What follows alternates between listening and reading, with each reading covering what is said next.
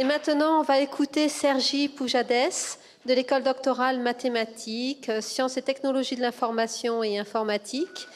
Il fait sa thèse au sein de l'équipe Prima à l'INRIA et il est encadré par Frédéric Devernay. Qui nous émeut, nous fait craquer de rire, nous fait émerveiller, nous fait un sourire et nous fait rêver? Le cinéma. Les cinéastes aujourd'hui sont confrontés à un défi historique important, le cinéma en 3D. On peut faire un similaire avec l'apparition quand le cinéma était muet, on est passé au son, ou dans le noir et blanc vers la couleur. En effet, la 3D devrait permettre aux cinéastes d'immerger davantage le spectateur et qu'on puisse se muer plus, qu'on puisse se surprendre plus. Mais j'en vois déjà qui font la tête, le cinéma aujourd'hui 3D n'est pas à la hauteur.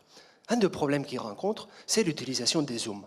En effet, les gens pensent que si on prend une photo et après, avec un zoom, et qu'ensuite on se rapproche, ça fait la même image. Mais ce n'est pas vrai. Si vous regardez dans les deux images en haut, bien que les trois petits cochons ont la même taille, les perspectives et les canards derrière n'ont rien à voir. Et alors là, en 3D, c'est une catastrophe. Dans l'image de gauche, on s'est rapproché de la scène, alors que sur l'image de droite, on est resté bien loin et on a zoomé. Mon directeur de thèse est venu me voir et m'a dit « Pour résoudre le problème de zoom en 3D, il faudrait qu'on soit capable de, écoute-moi bien, à partir d'un ensemble d'images, générer une nouvelle image. » Attends, t'es en train de me dire là que si tous les gens dans l'amphi sortaient le téléphone de sa poche, prenaient une image et nous l'envoyaient, avec notre ordinateur, on pourrait faire semblant de voler par exemple sur l'amphi? Ouais, c'est ça. Attends, mais c'est génial! Attends. Il faudrait que l'ordinateur soit capable de calculer à lui tout seul quelles sont les meilleures images pour faire le mélange. Grâce à ma thèse, nous avons créé un logiciel qui permet, à travers l'analyse d'images, à partir d'un ensemble d'images, de générer un nouveau point de vue. Un élément clé de mes recherches est un outil mathématique que j'aimerais vous présenter.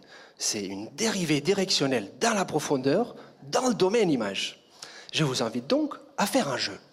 Je vous invite à vous cacher un œil comme ça, et avec l'autre doigt, vous mettez un doigt devant votre œil et vous pointez ma tête.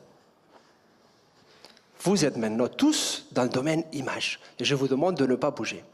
Je vais faire effectuer une variation en profondeur directionnelle. Bougez pas. Ceux pour qui le doigt ne pointe plus mon visage, ils ont une dérivée très grande, et son image ne va pas être utilisée pour le mélange final.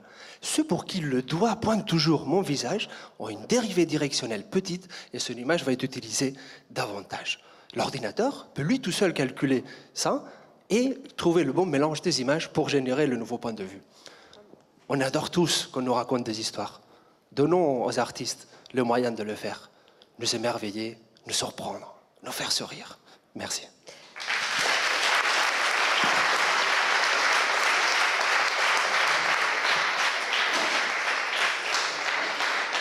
Merci Sergi.